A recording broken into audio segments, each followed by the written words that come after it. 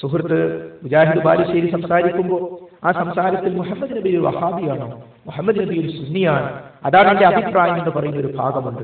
ആ ഭാഗം വെച്ചുകൊണ്ടാണ് നാദാപുരത്ത് വിജയിച്ചത് പേരോടാണ് എന്ന് പറഞ്ഞുകൊണ്ട് പേരോട് ഉപയോഗിക്കുന്നത്. പൊയ്ത്തുംകടവിലും മറ്റും ഉപയോഗിച്ച ഭാഗം ആ കട്ട് ചെയ്ത് ഉപയോഗിച്ചതിൽ നമുക്ക് ആശ്ചര്യപ്പെടാനല്ല. കാരണം ഇവരുടെ നേതാവ് പേരോട് തന്നെ നാദാപുരം സംവാദത്തിൽ വെച്ചിട്ട് കട്ട് ഉപയോഗിച്ചിട്ടുണ്ട്. ആ രംഗം ആവേശഭരിതമായി അല്ലാഹു അക്ബർ പറയിപ്പിച്ചുകൊണ്ട് പേരോട് അവതരിപ്പിക്കുന്ന രംഗം ആദ്യമായി നിങ്ങൾ കാണുക. മുഹമ്മദ് നബി വഹാബി എന്ന സുന്നിയാണ്. അത് കേട്ടോളി, ഞമ്മക്കാത്ര സന്തോഷമുള്ള റിപ്പോർട്ട് ഈ ലോകത്ത് ഇന്നുവരെ കേട്ടില്ല. കേട്ടോളി, മൗലവിയുടെ നാമെന്ന് പറയട്ടെ, വെച്ചോട്ടെ. സത്യത്തിൽ നിങ്ങൾ ആലോചിച്ച് നോക്ക്, നബി സല്ലല്ലാഹു അലൈഹി വസല്ലം ഒരു വഹാബിയ അല്ലല്ലോ, അല്ലേ? അല്ലല്ലോ. നബി സല്ലല്ലാഹു അലൈഹി വസല്ലം ഒരു സുന്നി. ഞാൻ ആ അഭിപ്രായക്കാരനാണ്. സത്യത്തിൽ നിങ്ങൾ ആലോചിച്ച് നോക്ക്, നബി സല്ലല്ലാഹു അലൈഹി വസല്ലം ഒരു വഹാബിയ അല്ലല്ലോ, അല്ലേ? അല്ലല്ലോ. നബി സല്ലല്ലാഹു അലൈഹി വസല്ലം ഒരു സുന്നി. ഞാൻ ആ അഭിപ്രായക്കാരനാണ്. ഞാൻ പറഞ്ഞില്ലേ മൗലവി, നാദാപുരത്ത് എല്ലാ മൗലവിമാരെയും പിടിച്ചു കെട്ടും. നോക്കൂ, ഈ സംവാദം ഈ ഭാഗം കേട്ടാൽ വിചാരിക്കും നാദാപുരത്ത് പേരോട് വിജയിക്കുകയാണ്. എന്നാൽ ഈ രൂപത്തിലാണ് ക്ലിപ്പുകൾ കട്ട് ചെയ്തുകൊണ്ടാണ് അദ്ദേഹത്തിന്റെ വിജയമെന്ന് ഈ മുജാഹിദ് ബാലുശ്ശേരിയുടെ പ്രസംഗത്തിന്റെ പൂർണ്ണ രൂപം കേട്ടാൽ സഹോദരങ്ങളെ, ഈ CD കാണുന്ന സന്ദർഭത്തിൽ പോലും നിങ്ങൾ മൂക്കത്ത് വിരൽ വെച്ചു പോകും. നിങ്ങൾ ഇതിന്റെ പൂർണ്ണ രൂപം ഒന്ന് കാണുക. കല്യാണ ഭവനത്തിലേക്ക് മഹാരഥനായ പ്രവാചക ചക്രവർത്തി മുഹമ്മദ് മുസ്തഫ റസൂൽ കരീം സല്ലല്ലാഹു അലൈഹി വസല്ലം ചെല്ലുക. അപ്പൊ അവിടെ ഒരു വിരിപ്പിട്ട് കൊടുത്തു നബി സല്ലല്ലാഹു അലൈഹി വസല്ലം. ആ വിരിപ്പിൽ അപ്പൊ കുട്ടികൾ അവിടെ നിന്ന് പാട്ട് പാടിക്കൊണ്ടിരിക്കുന്നതിനിടയിൽ നാളെയുടെ കാര്യമറിയുന്ന ആളാണ് ഈ പ്രവാചകനെന്ന് നബി കരീം സല്ലല്ലാഹു അലൈഹി വസല്ലമയെ പറ്റി ആ കുട്ടികൾ പാടി. സത്യത്തിൽ നിങ്ങൾ ആലോചിച്ച് നോക്ക്, നബി സല്ലല്ലാഹു അലൈഹി വസല്ലം ഒരു വഹാബിയ അല്ലല്ലോ, അല്ലേ? അല്ലല്ലോ. നബി സല്ലല്ലാഹു അലൈഹി വസല്ലം ഒരു സുന്നി. ഞാൻ ആ അഭിപ്രായക്കാരനാണ്. ഞങ്ങളൊക്കെ സുന്നിയാണ്. പക്ഷെ ഞങ്ങൾ സുന്നി സെന്റർ എന്ന് പേരിടാത്തത് കള്ളനാണയം എന്നതുകൊണ്ടാണ്. സുന്നി സെന്റർ എന്ന പേരിൽ കള്ളനാണയം ഉള്ളത് കൊണ്ടാണ് സുന്നി സെന്റർ എന്ന് പേരിടാത്തത്. അല്ലെങ്കിൽ ഞങ്ങൾ പേരിട സുന്നി സെന്റർ എന്നാണ്. സാക്ഷാൽ സുന്നികൾ ഞങ്ങളാണ്. നബി സല്ലല്ലാഹു അലൈഹി വസല്ലമയെ കണ്ട് കുട്ടികൾ പാടി അപ്പൊ റസൂൽ പാടിക്കോ. ഞാനൊക്കെ അതിന്റെ ആളാണെന്നല്ല പറഞ്ഞു കേട്ടോ. അത് അഹ്ലുസ് സുന്നത്ത് വൽ ജമാഅത്തിന്റെ വിശ്വാസം. മേലിൽ അത് പാടരുതെന്നാണ് പറഞ്ഞത്. മേലിൽ അത് പാടരുതെന്നാണ് ആര് പറഞ്ഞത്? നബി സല്ലല്ലാഹു അലൈഹി വസല്ലം. എന്നിട്ട് അതിന്റെ ബയാനുകൾ തിരുത്തി കൊടുക്കുകയാണ് മുഹമ്മദ് നബി സല്ലല്ലാഹു അലൈഹി വസല്ലം. മാത്രമല്ല നബി കരീം സല്ലല്ലാഹു അലൈഹി വസല്ലം അവിടത്തേക്ക് വേണ്ടി പ്രാർത്ഥിക്കലാണ് നമ്മൾ ചെയ്യേണ്ടത്. മുഹമ്മദ് നബിയോട് പ്രാർത്ഥിക്കലല്ല എന്ന് പറയുമ്പോൾ സഹോദരന്മാരെ നമ്മൾ മനസ്സിലാക്കണം, അവിടെ മാത്രമല്ല മഹാനായ നബി കരീം സല്ലല്ലാഹു അലൈഹി വസല്ലമയോട് നേരിട്ട് വിളിച്ചു പ്രാർത്ഥിക്കുന്ന രംഗത്തെ നേരത്തെ നമ്മൾ കണ്ടു. ജിബ്രീൽ അലൈഹിസ്സലാമിനോട് നേരിട്ട് വിളിച്ചു പ്രാർത്ഥിക്കുന്ന രംഗം നിങ്ങൾക്ക് കാണാൻ പറ്റും വളരെ കൃത്യമായി. റിഫായി ത്വരീഖത്തിനെ തള്ളിയാൽ, റിഫായി റാത്തീബിനെ തള്ളിയാൽ ഇമാമത്തിന് പറ്റില്ല. റാത്തീബിനെയും കുത്തുബിയത്തുകളെയും ഒന്നും തള്ളിയാൽ ഇമാമത്തിന് പറ്റില്ല എന്ന സമസ്തയുടെ പ്രമേയം നമ്മൾ മറന്നു പോകരുത്. അപ്പോൾ അവിടെ ജിബ്രീൽ അലൈഹിസ്സലാമിനെ നേരിട്ട് വിളിച്ചു പ്രാർത്ഥിക്കുന്ന രംഗം സഹോദരങ്ങളെ നിങ്ങളൊന്ന് കാണുക.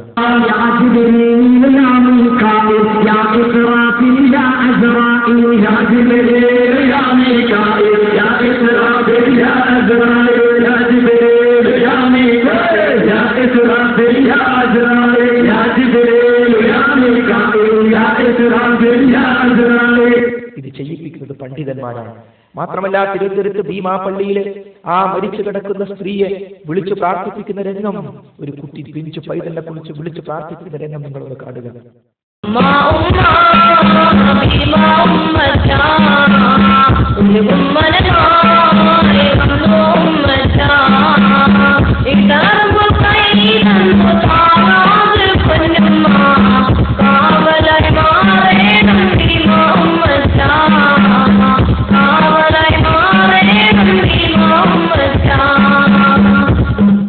ഇത് നമുക്ക് യോജിച്ചതാണോ? അല്ലാഹു അല്ലാത്തവരോട് പ്രാർത്ഥിക്കുക എന്ന് നമുക്ക് യോജിച്ചതാണോ? എന്നാൽ ഇതിന് ഫത്വ കൊടുത്തവരാണിവർ. നിങ്ങൾ ശിഥില തന്ത്രങ്ങൾ, ശാന്തി മന്ത്രങ്ങൾ എന്ന് പറയുന്ന കാന്തപുരം വിഭാഗത്തിന്റെ പൊന്മള അബ്ദുൽ ഖാദർ മുസ്ലിയാർ, അദ്ദേഹത്തിന്റെ പുസ്തകത്തിൽ നിന്ന് ഒരു ഫത്വ നിങ്ങൾ കാണുക.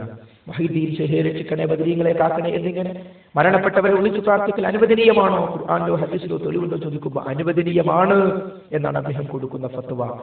സാധാരണക്കാർ ചോദിക്കുക, ആരാണ് ഇവിടെ അല്ലാത്തവരോട് പ്രാർത്ഥിക്കാതെ പറയുന്നത്? കണ്ടോ സഹോദരന്മാരെ ഫത്വ? നേരത്തെ വിളിച്ചു പ്രാർത്ഥിച്ച രംഗം നിങ്ങൾ കണ്ടില്ലേ?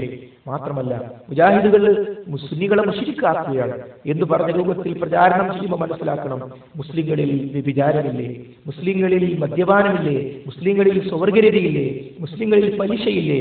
ഇതൊക്കെയുണ്ടെങ്കിൽ മഹാപാപങ്ങളിൽ ആദ്യത്തേതായി റസൂലുള്ളാഹി പഠിപ്പിച്ച ശിർക്ക് മുസ്ലിങ്ങളിലുണ്ട്. അതുകൊണ്ട് ആ ശിർക്ക് അത് നമ്മൾ ശ്രദ്ധയിൽപ്പെടണം, നമ്മൾ ശ്രദ്ധിക്കണം, സൂക്ഷിക്കണം. കാരണം മഹാനായ നബി കരീം സല്ലല്ലാഹു അലൈഹി വസല്ലം ശിർക്ക് രക്ഷപ്പെടാനുള്ള പ്രാർത്ഥന നമ്മൾ പഠിപ്പിച്ചിട്ടുണ്ട്. അല്ലാഹുമ്മ ഇന്നി അഊദു ബിക അൻ ഉശ്രിക ബിക വ അന അഅലമു വ അസ്തഗ്ഫിറുക ബിമാ ലാ അഅലമു. അല്ലാഹുവേ, അറിഞ്ഞുകൊണ്ട് എന്നിൽ ശിർക്ക് വന്നു പോകുന്നതിനെ കുറിച്ച് ഞാൻ നിന്നോട് കാവലിനെ തേടുന്നു, അറിയാതെ വന്നു പോകുന്നതിൽ ഞാൻ നിന്നോട് ഇസ്തിഗ്ഫാർ തേടുന്നു. ഈ പ്രാർത്ഥന നാം ഓർക്കണം. അല്ലാഹുമ്മ ഇന്നി അഊദു ബിക അൻ ഉശ്രിക ബിക വ അന അഅലമു വ അസ്തഗ്ഫിറുക ബിമാ ലാ അഅലമു. അതേപോലെ ഉറുമ്പ് അരിച്ചു വരുന്നത് പോലെ നിങ്ങളിലേക്ക് ശിർക്ക് വരുമെന്ന് റസൂലുള്ളാഹി സ്വല്ലല്ലാഹു അലൈഹി വസല്ലം നമ്മളെ പഠിപ്പിച്ചിട്ടുണ്ട് എന്ന് മുജാഹിദ് പ്രസ്ഥാനം ശ്രദ്ധയിൽപ്പെടുത്താറുണ്ട്. മാത്രമല്ല ഔദ്യോഗിക സംസ്ഥയുടെ പ്രഭാഷകനായ റഹ്മത്തുള്ളാ ഖാസിമി അദ്ദേഹം ഹജ്ജ് ചെയ്ത ആളുകളിൽ ഇവരെ ശിർക്ക് വരുമെന്ന് അവതരിപ്പിക്കുന്ന രംഗം കാണുമ്പോഴാണ് മുജാഹിദ് പ്രസ്ഥാനത്തിന്റെ ചില പണ്ഡിതന്മാർ ഹജ്ജ് ചെയ്യുന്ന ആളുകളിൽ ശിർക്ക് വരുന്നുണ്ടെന്ന ഭാഗം കേൾപ്പിച്ചുകൊണ്ട് തെറ്റിദ്ധരിപ്പിക്കുന്നതിന്റെ നിജസ്ഥിതി നിങ്ങൾക്ക് മനസ്സിലാവുക. മാത്രമല്ല കേരളത്തിലെ പ്രധാനപ്പെട്ട പല ക്ഷേത്രങ്ങൾക്കും ചുറ്റുമതിൽ കെട്ടിക്കൊടുത്ത ഹാജിമാരെ എനിക്കറിയാം. കേരളത്തിലെ എന്തിനായി ഇവൻ അഞ്ചാമത്തേന് പോയത്? 1, 2, 3 കഴിഞ്ഞ് 5 കഴിഞ്ഞ് 5 പോയത് എന്തിനാണ് ഈ ഹമാക്കത്ത് പിടിച്ചവൻ ഹജ്ജിന് പോയത്? എന്താണ് മനുഷ്യന്മാരെ ഇവന്റെ ഹജ്ജ്? എന്താ ഹജ്ജൊക്കെ ചെയ്ത് മടങ്ങി വന്നിട്ട് ബ്രഹ്മാട്ട ഹാജിമാരെ കോഴിക്കോട് ജില്ലയിലെ ഒരു ക്ഷേത്രത്തിൽ എല്ലാ ദിവസവും കഞ്ഞിപ്പാരുന്ന ഹാജിയെ ഞാൻ കേട്ടിട്ടുണ്ട്. ചെമ്മാട്ടുകാരൻ ഹാജി, മലപ്പുറം ജില്ലക്കാരൻ ഹാജി, ധീരന്റെ അനുഗ്രഹമാണ്. മലപ്പുറം ജില്ല എന്നാണല്ലോ വെപ്പ്. എന്തിനാണ് മനുഷ്യനെയൊക്കെ പോയത്? ആരാണ് മനുഷ്യനെ ഈ ഫത്വ തന്നത്? മഹാനായ റസൂലുള്ളാഹി പഠിപ്പിച്ച ഹജ്ജ് ചെയ്യുന്ന ആളുകളിൽ ശിർക്കുണ്ട് എന്നാണല്ലോ ഇവിടെ വളരെ കൃത്യമായി റഹ്മത്തുള്ളാഹി ഖാസിമി പറഞ്ഞത്.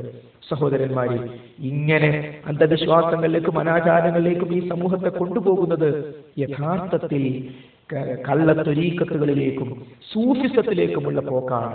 സൂഫിസത്തിലും കള്ളത്വരീക്കത്തുകളിലും പരസ്പരം ബന്ധപ്പെട്ട് നിൽക്കുന്നതാണ്.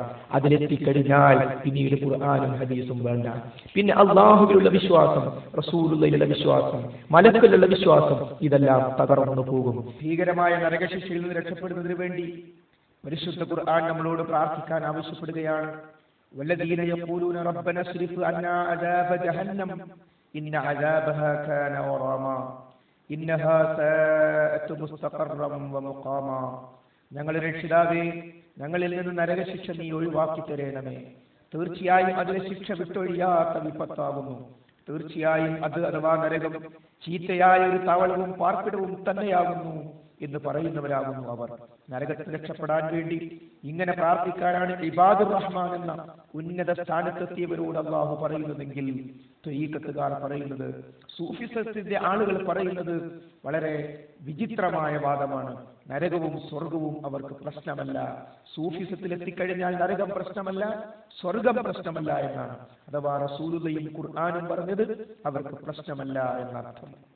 നിങ്ങൾ കാണുക, മജീദ് മുസ്ലിയാര് ഈ കള്ളത്വരീക്കത്തും സൂഫിസവും തലയിൽ കയറ്റി മുസ്ലിം സമൂഹത്തിലേക്ക് കടത്തിവിടാൻ ശ്രമിച്ച ഒരു പ്രസംഗം അദ്ദേഹം പ്രസംഗിക്കുന്നത് നിങ്ങൾ അല്ലാഹുവിന്റെ മഹാന്മാർ പരസ്പരവുമായി നിർബന്ധമായി സുന്നത്തായി കർമ്മങ്ങൾ അതിന്റെ ഹക്ക് പോലെ നിർവഹിച്ച് ശരിയായ ആത്മീയത നേടിയെടുത്ത് അല്ലാഹുവിൽ ലയിച്ച് അവർക്ക് ഉറക്കമില്ല, അവർക്ക് ദുന്യാവിന്റെയോ ആഖിറത്തിന്റെ സ്വർഗവും ചോദിക്കുന്നില്ല, നരകത്തിന് തൊട്ട് അവർ അഭയം തേടുന്നില്ല. നരകായിക്കോട്ടെ, എനിക്ക് നരകം തന്നാൽ വേണ്ടിട്ട് എനിക്ക് എന്റെ പൊരുത്തമാണ്. ഇത് ഒരൊറ്റപ്പെട്ട ശബ്ദമല്ല.